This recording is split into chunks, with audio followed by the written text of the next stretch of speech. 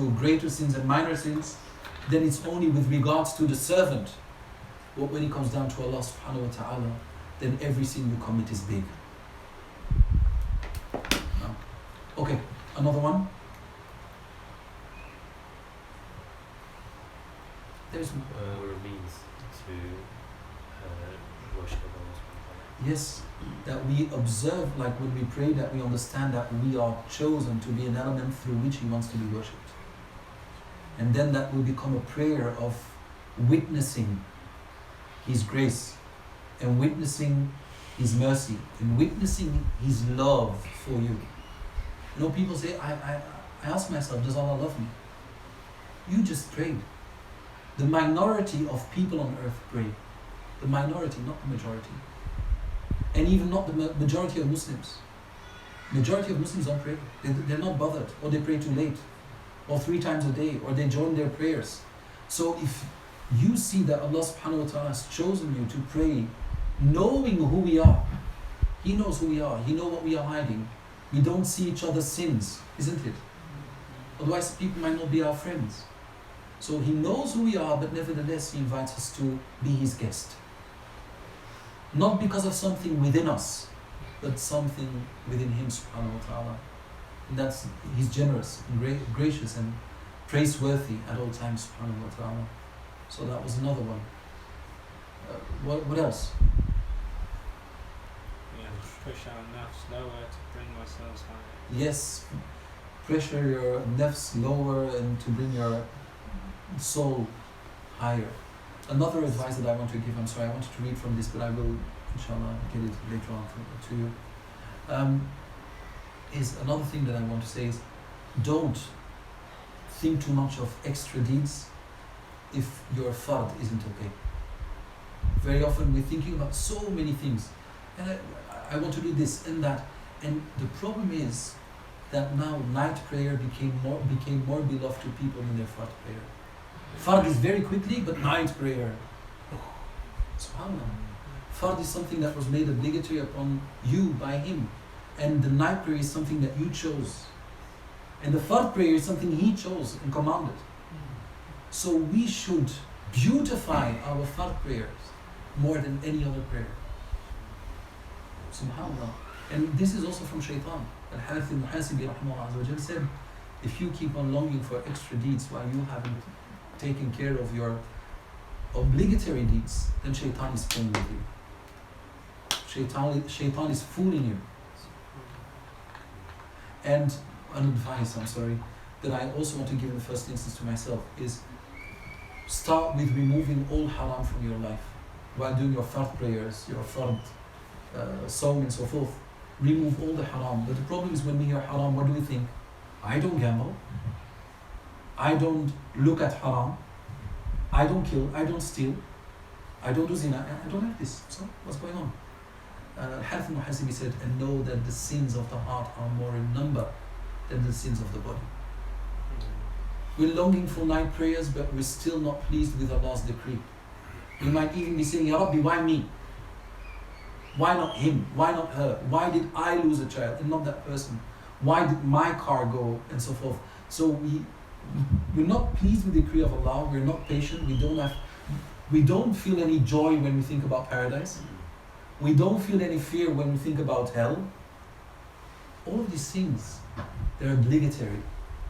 So we should not be fooled by Shaitan. SubhanAllah, you know, Shaitan has 7 ways to get to you. And this is one of his 7 ways.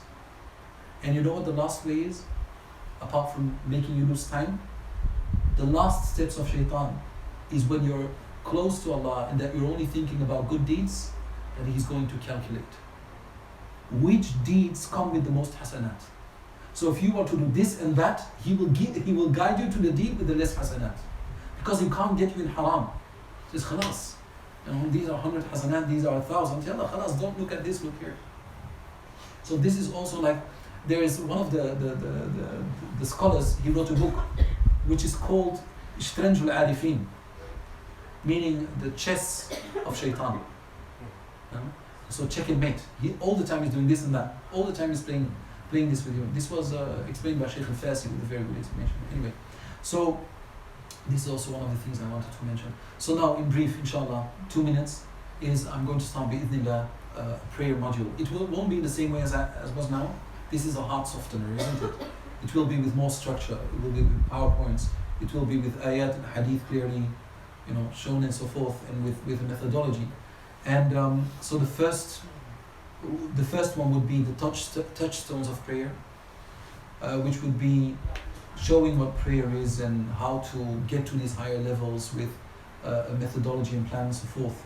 The second one will be the scent of prayer, the perfume of prayer, and we will explain Surah Al-Fatiha, but not in tafsir way. Surah Al-Fatiha is a methodology and way of life. And we are reminding ourselves of what this is in our lives. It's so beautiful. And then we will also look at subhanAllah, other things. Then there will be prayer management. Prayer management sounds nice, doesn't it? Yes, sounds very good. So we are going to look at the reasons why we're not concentrating in prayer. Why do we pray too late? How are we going to solve this? It will be a very individual trajectory, so that you become your own prayer manager. People manage everything. Even football is managed. Football, worthless football is managed. So prayer management in 2 ways: concentration and praying on time. And for the moment, inshallah, I hope in November there will be an app, inshallah, for people which you can use to manage prayers, inshallah. And then the fourth one, inshallah subhanahu wa ta'ala, will be empowered by prayer. So how do we understand how do we understand Salat al-Istikhara? How do you understand it? What's the fiqh of it? But also Salat al-Tasabih. Do you know Salat al-Tasbih? SubhanAllah. It's long forgotten. A lot of Muslims pray once a year, during Ramadan most probably. And the Prophet ﷺ said, if you can pray once a day, do so. And if you can't, then once a week. And if you can't, then once a month. And if you can't, then once in a year. And if you can't, then once in a lifetime. So that's something very big. So, bi'idhnillah subhanahu wa ta'ala, what I really need from you is dua, that Allah subhanahu wa ta'ala puts barakah in this project. Because I would really like to go to many places to just talk about prayer.